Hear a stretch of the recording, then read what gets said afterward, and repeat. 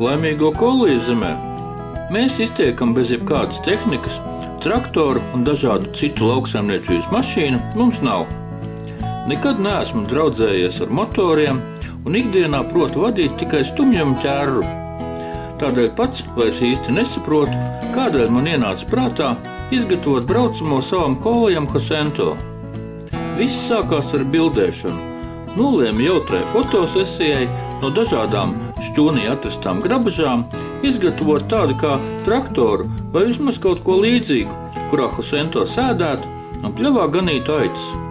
Gudras fermas Kolijas taču var braukt arī ar traktoru, vai ne? Kad sarkanais braucamais jau bija pabeigts, ienāca prātā ideja šo iecerēto bildi pārvērst fermas Kolija piedzīvojumu sērijā traktors. Tajā darbojās arī ezis kaktus ar savu mini braucamo dārzā, bet Āzītis Plampačs noskatījās pa gabalu uz abiem traktoristiem, un viņam arī sagribējās izgatavot pašam savu transporta līdzekli, kur darbina printeru motoriņš ar vienu bateriju krona. Jāsaka, ka ar pirmo traktoru gan nekāda braukāšana vēl nenotika. Hosento tajā tikai pasēdēja, bet galvenais skats ar Koliju, Āzi un ezi, kas sabraukuši kopā pie pieturzīmes laimīgo Kolijas zemi, bija izdevies. Līdz tam vēl nebija atklāts Hosento braukšanas paķeku, un arī pirmais traktors tika uzbūvēts tikai statiskai izmantošanai. Kucēnu vecumā bija vērojams tieši pretējais. Hosem bija bail no mašīnām. Kad mazo Hosento paņēma uz rokām un tuvojās mašīnai, viņš bija ļoti izbiedēts un nelaimīgs. Viņam bija bail, ka viņu atkal vedīs kaut kur prom. Kucēnu bēdīgo dzīves sākumu šoreiz neatstāstīšu, tas izklāstīts dokumentālajā filmā Vienkārši Hosento. Hosento braukšana atklājās pavisam nejauši. Kādā ziemas dienā uz ragavām bija uzlicis paunu ar sienu, lai vestu to aitām, bet Hosento uzlēca uz tās un apsēdās. Uzmanīgi paņēma rokās auklu un pamēģināja ragavas vilkt. Hosento sēdēja pavisam mierīgs un varēja redzēt, ka viņam nav nekas pretī pret šādu vizināšanu. Mēģināju vēl vairākas dienas un nevarēja vien nopriecāties, ka viss izdodas. Radās pat pārgalvīga doma, ragavas varētu iemācīt vilkt lielajam Āzim Olimpam. Mazliet ar Ievu pamēģinājām padarboties ar Olimpu, bet drīz vien kļuva skaidrs, ka viņš nav tas Āzis, kas viens būs ar mieru vilkt ragavas, kad tajās sēdēs suns. Bija bail panākt tieši pretējo, ka Āzis satrakosies un skries, Hosento izkritīs no ragavām, un viņam radīsies nepatika pret šādiem braucieniem. Ziema jau tuvojās beigām, taču nolēma, ka vajadzētu pamēģināt Hosento pavizināt kādā braucamajā uz riteņiem. Nopirkām 4 nelielus dārza ratiņu ritenīšus, un es izgatavoju nelielus ratus. Hosento tūlīt bija klāt, un pats bez aicinājuma tajos ielēca. Pavizināju viņu, un bija skaidrs, ka viņš brauks labprāt. Te no atkāpēja jāpaskaidro, ka Hosento patīk visur uzkāpt vai uzrāpties, uz galdiem un soliņiem, ieliekt ķerrās un pasēdēt, protams, arī uz sienu ruļiem un pat uz automašīnu jumtiem. Pamanījis, ka man tas ļoti patīk un būdams iztapīgs suns, viņš cenšas mani pārsteigt vēl līdz pat šai dienai, izdomājot virsmas, uz kurām uzrāpties un pasēdēt. It sevišķi, ja man rokās ir fotoaparāts vai videokamera. Uz mašīnas jumta var paspēlēt arī interaktīvās rotaļlietas. Grūti pat atcerēties uzreiz visus veidus un paņēmienus, ar kādiem esam 14 gadu laikā centušies nogādāt mājās sienu no tālajām pļavām, kuras nomājam no kaimiņu. Vedām gan ar sarkano mašīnu, gan ar zilo, gan paunās uz jumta un salonā, gan aizmugurē velkot kraķīti, uz kuras akrauts sienas. Kad ar sarkano busu bijām atveduši mājās sienu piekabē, Hosento uzreiz tajā ielēca un lepni sēdēja, bet ap piekabi uz ēšanu salasījās aitas un kazas. Nolēmu uzņemt sēriju Siena kaudze uz riteņiem.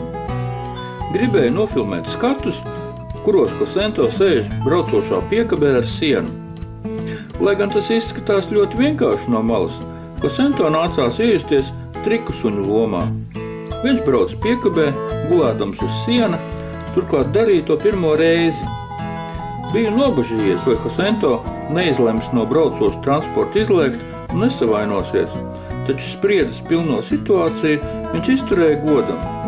Ieva vadīja busu un brauc ar to lēnām, bet es sākumā no sāniem filmēju garām braucošo piekabi ar Hosu. Vēlāk sēdēju busu aizmugurē un filmēju piekabi ar braucēju jau no šāda rakursa. Pēc scenārija gan busu vadīja Lociņš. Īsi pirms brauciena piekabē jau bija uzbūvējis Hosim elektrotraktoru. Nolēma izpausties ļoti radoši un to aprīkot ar daudzām un dažādām lampām. Augšā oranža bākuguns un 4 krāsu stroboskopi – dzeltens, zils, sarkans un zaļš. Priekšā lampas no BMW un Gazika un pagrieziena rādītāji no vecās Hondas.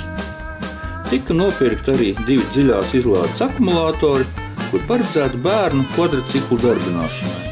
Braucamais no sērijas traktors 3 elektrospēks, tad arī kļuva par pirmo Hosento traktoru, ar kuru viņš tika vizināts pa laimīgo Polijas zemes teritoriju. Testa brauciena laikā apmierināts konstatēja, ka Hosento traktorā jūtas ļoti omulīgi. Atkāpēji atkal jāmin, ka ļoti detalizēti dažādu braucamo tapšana, vilkšana un filmēšana aprakstīta daudzos rakstos Kolija portāla sadaļā Studija. Īsumā vēl piebildīšu vien to, ka radiovadāmā mašīnu būvēšanai filmēšanas vajadzībām metu mieru, un sākot ar sēriju par elektrotraktoru, visi transporta līdzekļi tika vilkti, izmantojot elektriskā gana drāti. Jau iepriekš bijām būvējuši nelielu radiovadāmo traktoru sērijai Traktors 2 radiovadīšana, kurā Lociņš, guļot uz dīvāna pie šķūņa, ar pulks palīdzību vada pavisam mazu traktoriņu, kas braukā un paveic dažādus darbus fermā, pat atved no meža malku un salasa sēnes. Izmantoto motoriņu nepietiekamās jaudas dēļ nācās arī to vilkt pašiem, turklāt ar traktoriņu nevarēja braukt suns. Diemžēl arī elektrotraktors šķūnī atrastajam motoram ar reduktoru izrādījās par smagu. Turklāt nonāca pie vērtīgas atziņas, ka nav vērts nedēļām ilgi būvēt radiovadāms un sarežģītus transporta līdzekļus, lai kādu stundu izmantot tos filmēšanai. Un ar šķūnī atrastajām grabažām vien tas nav paveicams. Jāiegādājas speciāli atbilstošas detaļas. Galvenais jāvāk tā, lai drāts nebūtu redzama, bet pie radiovadīšanas vēl vēlāk atgriezīsimies. Izgatavotos ratiņus Hosento vizināšanai, kuras bija sameistarojis pavasarī, nedaudz pārtaisīja, un elektrotraktoram bija arī piekabe, kurā Hosento varēja vadāt piena kannas vai pavizināt paši izaudzināto aitu hertu. Fermā taču jāstrādā. Tas viss redzams mūsu seriāla sērijā Traktors 4 piekabe. Kad ieraudzīja internetā senu bildi, kurā kāds vācu aitu suns tika izmantots piena ratu vilkšanai, man radās interese par kādreizējo piena piegādi. Reiz bija ar zirgiem velkami piena rati, bet ASV ļoti populārs bija piena vīrs, kurš katru rītu pasūtītājiem piegādāja svaigu pienu uz mājām un atstāja pudeles uz lieveņa. Tad paņēma tukšo taru, sēdās savā speciālajā braucamajā un devās tālāk. Piena ratus ir vilkuši arī āži. Tēma bija ļoti interesanta un laimīgo Kolija zemē atbilstoša. Nolēma, ka Hosento varētu ķerties pie kārtējā traktora būves, kad būs aplūkojis seno bildi pie šķūņa sienas. Tas bija sērijas Traktors 5, piena vedējs, stāsta sākums. Bet ja jau traktors ir uzbūvēts speciāli piena pārvadāšanai, varbūt arī benzīna vietā bākā var liet pienu. Kad piens bija ieliets un nofilmēts tūplāni ar traktorā sādošo Hosento, kurš uzlicis ķepu uz sviras braucamā piestartēšanai, atlika izdomāt, uz kurieni un kam notiks piena piegādāšana. Senie piena izvadātāji veda savu produkciju no fermas uz ciemiem vai tuvējām pilsētām, bet mēs izbraukt ārpus laimīgo Kolijas zemes neplānojām. Traktors tika izmantots, lai piegādātu pienu pašiem fermas iemītniekiem, kuriem tas garšo. Rīta piena lakšana pie mūsu fermā notiek visai bieži. Kad piena kannas bija izvadātas un visi ar pienu pacienāti, Hosento nolēma izvizināt savu jauno draudzeni, kaziņu Doro.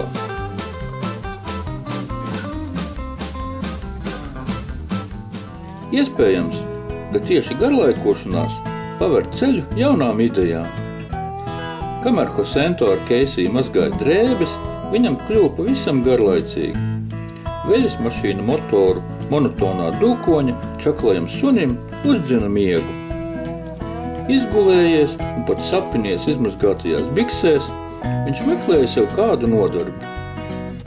Vispirms paspēlējās ar gumijas pīlītēm, tad ar mašīnītēm un figūriņām no Hosento fermas rekvizītiem. Un Hosim radās ideja pēc drēbju mazgāšanas beigām izjaukt veļas mašīnu no dažādām tās daļām un citām grabažām uzbūvēt sev ziepju trauku autiņu, kurā varēs sēdēt pats un braukt. Jāpaskaidro, ka sērijas Lielā veļas diena 11 ziepju trauku autiņš uzņemšanas laikā neviena no veļas mašīnām Rīga necieta. Visi detaļas tika paņemtas no grabažām.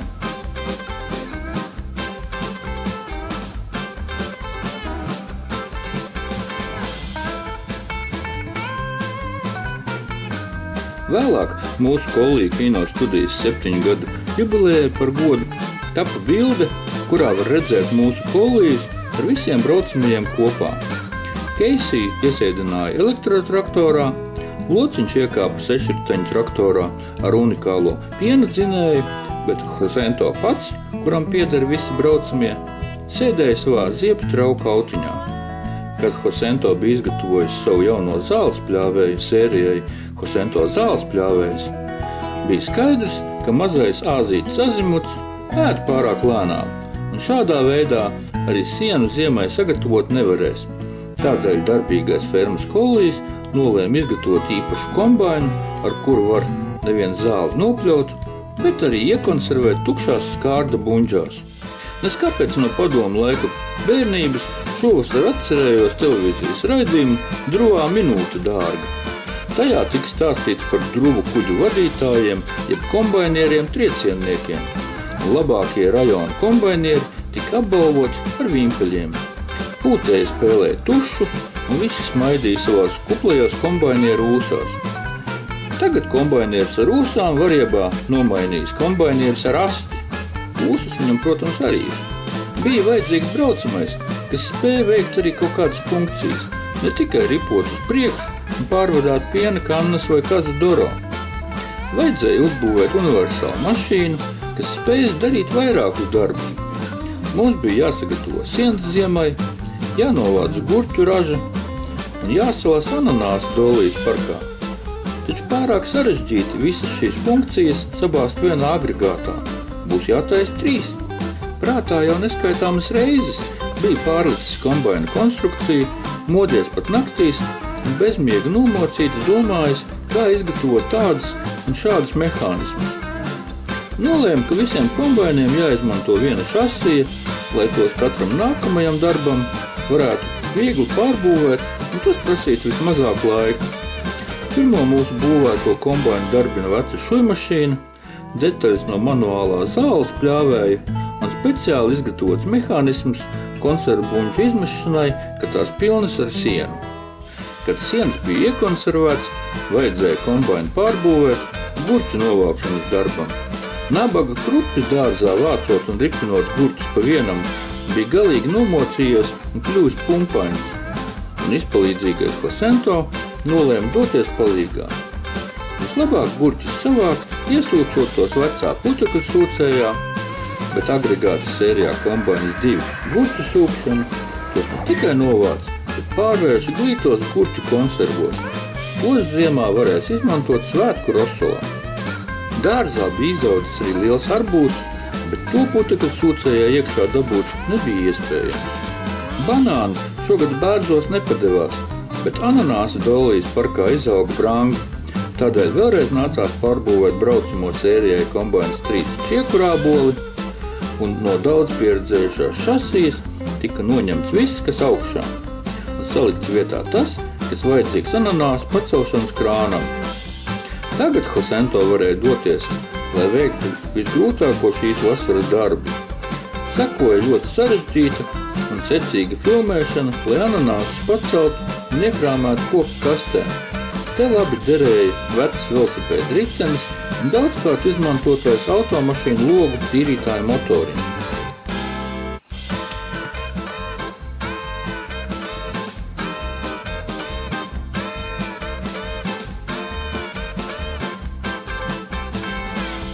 Kad Hosento bija iegūs labākā kombainiera titulu, viņš no priekiem nolēma izvizināties pļavā vecā koferī, kuram piemontēts trimmera motors un neliela gultas ritenīša. Kāpēc man ienāca prātā sēdināt Hosi koferī? Tagad vairs nevaru pat atbildēt. Iespējams, brauciens vecajā koferī ir mana neapzināti veidota parodija, un šoreiz par Hosento paša braukšanu, visā, kam apakšā riteņi. Hosim patiešām ir vienalga, ar ko braukt, bet, kad sērijas koferis filmēšanas laikā aitas ieraudzīja pa pļauju šur braucam suni koferī, viņas patiešām bija šokā. Aitas metās bēgt, bet es priecājos par tik ļoti vērtīgo un iepriekš necerēto skatu. Kad Hosento bija gana izbraukājies un ganāmpulks nomierinājies, viņš ņēma un koferī vienkārši nosnaudās. Ērta manta.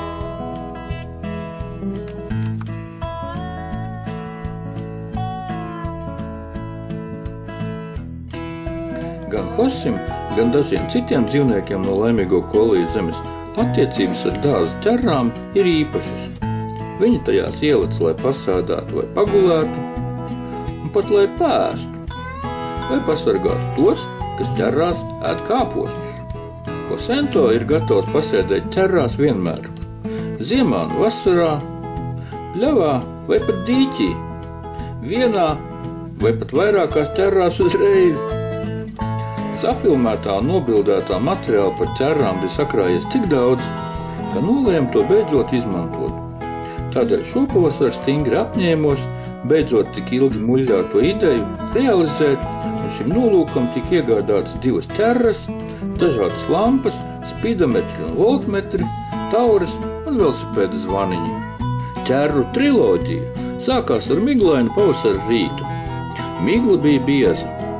Devos darīt ikrīta darbu, apgrābt izvazāto sienu ap ruļļiem un salikt to kaudzīties ēšanai zirgiem, kas blakus aplokā gaidīja savas brokastis. Man līdzi bija atnākuši Hosento ar Danu.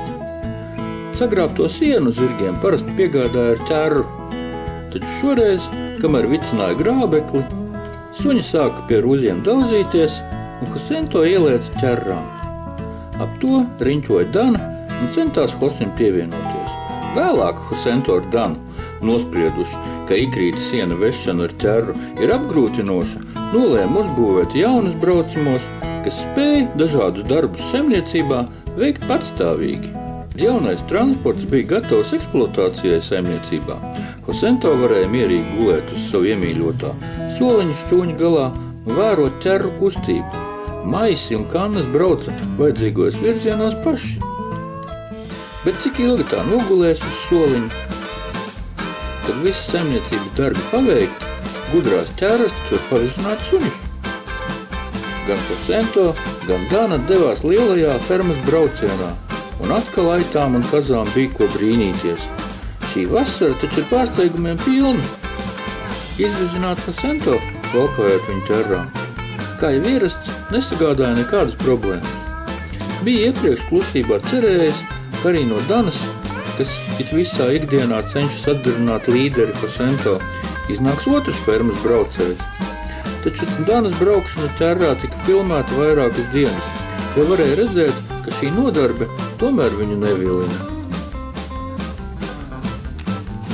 Kad abi koliji bija gana braukājuši, Hosento izvizināja ķerrā arī savu kaziņu Doro, ar kuru jau reiz kopā brauc traktorā. Šoreiz abi brauc vilcieniņā. Šovasar uzbūvēja priekš Hosento arī koka kraus auto ar kabīni. Šī mašīna sākumā tāpat bija iecerēta vien skaistai rudens fotosesijai, taču vēlāk izdomāja, ka arī ar to taču Hosento varēs braukt. Viņš varēs vadāt sagrābtās rudens lapas. Kabīnei priekšā novietojas kārta vannīte ar lapām, un tajā vajadzēja vizināties Danai. Taču no šīs ieceres nekas neiznāca. Danai vannītē sēdēt nepatika, un tiklīdz mašīna uzsāka kustību, Dana leca ārā. Nācās Hosento vizināt vienu pašu. Gan koka mašīnu, gan cotumiklu ar blakus vāģi varat redzēt sērijā Sienas šķūņa suņa 14 rudens gleznas. Ar 3-riteņu cotumiklu gan neviens nebrauca, tas tika nofilmēts statiski. Nemaz nešaubos, ka Hosento varētu braukt arī ar to, taču blakus vāģī gribēja sēdināt Keisiju, kur nebūtu pierunājumi braukt ne ar kādiem transporta līdzekļiem. Statiski vasarā tapa arī skats, kurā Hosento ir aizlaidis pļavā pie aitām ar velosipēdu. Viņam ir lieliska līdzsvaru izjūta. Braukt var arī ziemā. Skatoties, kā no drēbju mazgāšanas brīvajā laikā Bariņš krāsaina veļas mašīna Rīga izklaidēja sevi, sarīkojot savā starpā distanču slēpošanas sacensības, arī Hosento sagribēja iejūgt ragavās kādu no tām. Bet Einu noķer tik ātrus slīdošos bunduļus ar motoru. Hosento izvēlējās baltu un lēnāku veļas mašīnu, taču vispirms to vajadzēja iejūgt. Kad tas izdarīts, atliek vien piekabināt veļas mašīnai tās pašas vecās ragaviņas un laisties izbraucienā.